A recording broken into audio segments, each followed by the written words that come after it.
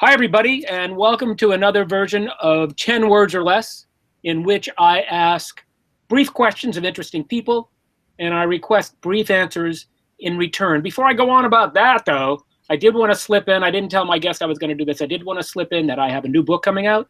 It's called Sustainable You, 8 First Steps to Lasting Change in Business and in Life. It's coming out this month. If you're interested in purchasing a copy, please drop me a line. Michael@michaelprager.com. So that's enough of the commercial. Today's guest coordinates the wellness program at Baylor College of Medicine in Houston, which was recently cited as the 29th workplace in America among 5,000 companies that sought recognition as America's healthiest workplaces. He started in the field 10 years ago when he was studying physical therapy, but quickly realized he'd rather help prevent injuries and chronic illness instead of cleaning up after them after they had occurred. Now, here's my typical admonition to those of you playing at home. 10 words is an intention, not a limit, so please no counting. As a friend of mine in college used to say, let's see you do it, then spout off. So, Jesse, I know how to spell your name because we exchanged emails, but still I always like to ask, it goes back to my journalism days, please tell me how to spell your complete name as you wish it to appear in print. Yes, sir. Well, thank you for having me. And my first name is Jesse, Jesse, and my last name is Gavin, Gavin, like so many common first names now. So, but yeah. Okay, good. Tell me, I went into a little bit, but what do you do? I am the wellness coordinator for Baylor College of Medicine, and so I oversee our BCM Be Well program. I'm sorry, say it again, the acronym or the name? The BCM Be Well program. BCM, Baylor College of Medicine, Be Well. That's, if I have it correctly, it's capital B, small e, capital W, no space, ELL? Yes, sir. Yeah, no space. Okay, good. Got it. Okay. Born, when and where? I was born in Florissant, Missouri in 1984. Was that Florida? Please spell that just so I get it right. Florissant is Floursscent, right outside of St. Louis. Flourescent?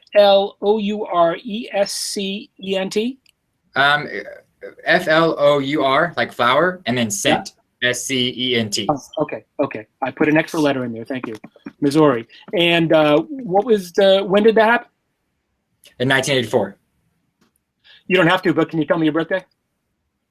August 10th, Leo. Me too. August 10th, 1984. Yeah. I was born about 1984 too, just a little bit. Okay, where do you live now? I currently live in Clear Lake, Texas, which is about 30 miles south of Houston. Clear Lake is 2 words or 1, please? 2 words. Clear Lake, Texas. Okay, and I don't want to pry too much, but what's your family situation? Married, kids, anything like that? Yeah, I'm currently single, living in an apartment down there in Clear Lake, and take the bus up here, so it's pretty good commute. Get to sleep. Excellent. Okay, so what did you want to be when you grew up? It kind of varied over the years. I initially actually saw an earlier version of this webcast, but a veterinarian for a long time, and then went into biology teacher for a little bit, and then went into sports. So wanted to work with people, and then I got into wellness very early on in college. Okay, well, tell me an early influence outside your family. Well, the reason I got into wellness was actually one of our courses that we took. As you mentioned, I was in the pre-PT, pre-physical therapy program, and one of our classes was a wellness class, and our professor was the wellness coordinator for NASA, so the Houston Johnson Space Center, and she just made it sound fantastic. So that was kind of an early on in for wellness, but she really just led the way into what wellness could be for me. Okay, I always request to get the words of influential people. The name. What's her name? Her name is Jennifer Spear. Do you know? Is it Jennifer? Yes. Spear or EER? Speer. Okay, good. Way to go, Jennifer. Your influence is being seen in the world. That's excellent. What is the first event that really stuck with you? One of the first events that really, kind of transformed me into really loving what I do. I worked for a wellness company out of San Antonio for a long time, and we were down in the Valley in South Padre, Texas, doing the wellness program, and we did really one-on-one coaching. And down there, I was speaking to an individual that hadn't really taken his diabetes medicine for a long time. And I was going over some things, and he was asking me to read the packet to him because he couldn't really see very well. And he just said that his fingers were feeling numb and his toes were starting to feel numb. And so it was really a scary feeling for me, but it really enhanced my passion for wellness and what we can do, not only for a company level, but in the community, but really on the personal level for individuals. And now I'll tell anybody that wellness and what we do can literally save lives, which I really believe that. I'm enjoying your answers very much, but if I could just, as a general comment, you are entitled, if you choose, you answer the questions however you want, but you are entitled to talk about things other than wellness if you would like. Just to give you an example, and again, that was inspiring to hear that enhance your passion for what we do, not only at a company level, but in the community and for individuals. So please, don't take this as faulting you at all in any way. But if I were asked that question, I'm not saying my answer is better, I'm just to illustrate. I would have said Kennedy's assassination. That event out in the world, and it didn't have anything to do with what I ended up doing professionally, but I'd like to encourage you to answer in any way you want, not just because you and I are talking because we both have an interest in wellness. That's true, but this interview is about as much about you and as someone, a figure who chose to work in wellness and what they're like, as opposed to only being about your wellness background. Okay, yeah, that makes sense. Okay, so having said that, answer however you want. Do you have a hobby? I do. Going back to the wellness, I actually love CrossFit. So I've been doing that for about a year and a half, which is a form of workout, but CrossFit.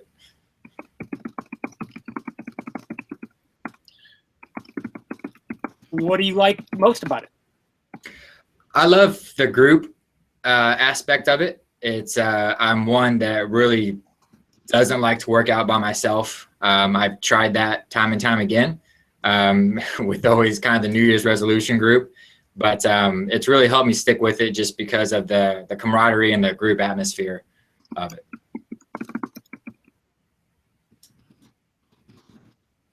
Excellent. Tell me, is there some wisdom that you would take into the rest of your life that you learned from CrossFit? That things are going to be hard, but you just have to stick with it. Whenever I first started, I could barely do some of the movements that they did. And so it kind of, got to me a little bit, but I just stuck with it with the help of them. And now I can do a lot more than what I could do before. So I would probably just say if it seems hard, it's going to get better. Cool. What is your biggest wellness advantage? My biggest advantage, I think, is that I'm a people person. I think wellness takes a lot of trust. And I believe as you come in as a wellness coordinator or somebody in wellness, it takes that building of trust. So I would say trust is my, being a people person and being able to talk to people in ways that make sense to them. It's very important. What's your biggest wellness challenge? Practicing what I preach, so especially nutrition. I do tend to get some sugar in there when I shouldn't, but nutrition is probably my biggest challenge for sure. Yeah, you're the only one that's true for, though. So I bet. Well, yeah, I bet. What is a common wellness challenge in a wellness, in a hospital setting? In a hospital setting, it's I would probably say it's schedules for sure. I mean, we have such a dynamic schedule and such a dynamic workforce that with these surgeries and emergencies, vacations and conferences, speaking arrangements, it's really hard to get time and get activities that everybody can participate in.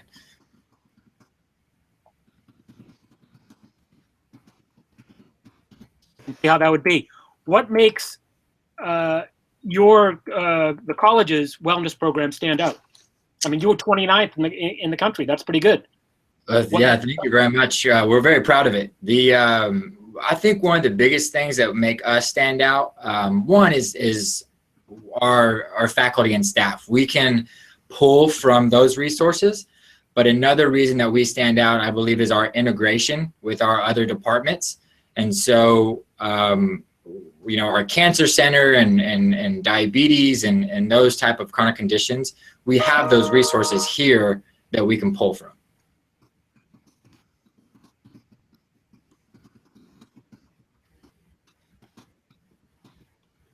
Tell me, in your opinion, is wellness done to, with, or for employees? I would definitely say it's done with employees. We can only go so far, but I would definitely say with. Okay, I got it. What about employees who won't participate? The age-old question, how to get everybody to participate. It takes time, and it really does take that trust, as I was mentioning earlier. Everybody's in different stages of how they want it, if they want to make a change, and so it takes time for everybody. And so it's just being here, I think, is the biggest thing.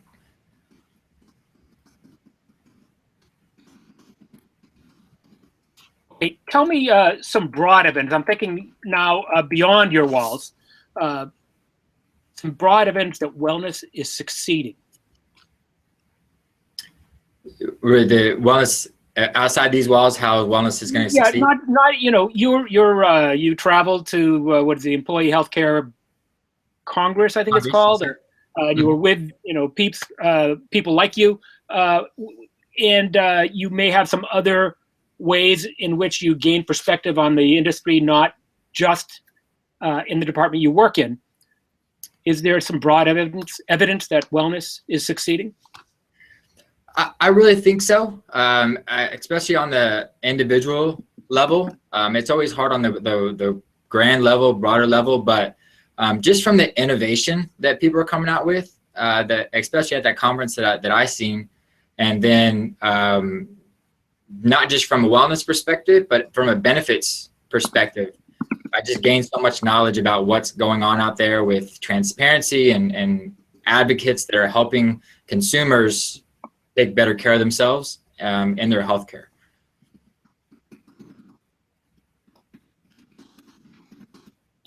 Okay, tell me, what is your favorite food group?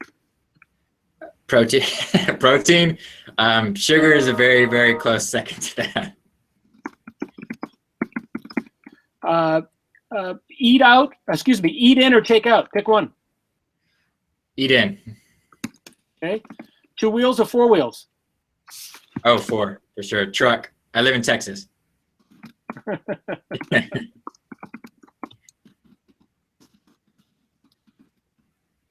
Pick one. Inside or outside? Oh, outside. Anything outside. Your favorite phenomenon in nature? Northern Lights. Ooh. And you've seen them in person? I haven't, but I will one day for sure.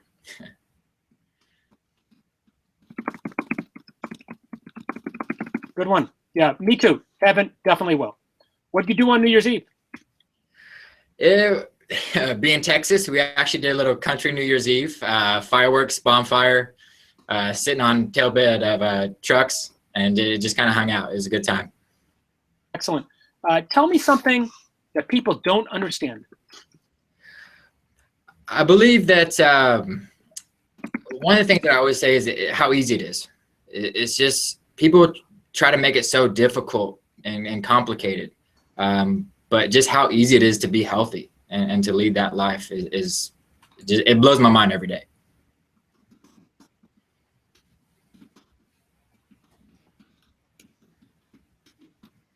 Boy, I couldn't agree with you more on that. You know, people think they're giving up their, well, I mean, you've mentioned sugar a couple times yourself, but people think they're giving up their best friend. What are you kidding me? I'd rather die. And it's just not like that. You know, my eating changed dramatically from what I did 30 years ago to what I do now. And I don't feel deprived. I wrote a piece on my blog today. A writer wrote on HuffPost about, deprivation is the only way to lose weight. And that's crazy. Yeah. In my opinion, in my experience. So anyway, enough about me. Tell me, what is the best thing you ever did? Best thing I ever did? I'd probably say get my master's degree. That's one of the biggest accomplishments that I have. And right now I'm actually applying to go back and get my doctorate. And so to be continued on that. What would you get it in? It would be a doctor of public health.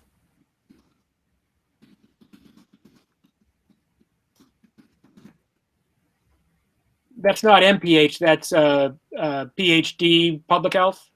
Yeah, it's actually it's the initials would be doctor of public health. So it's one step beyond masters of public health. I get it.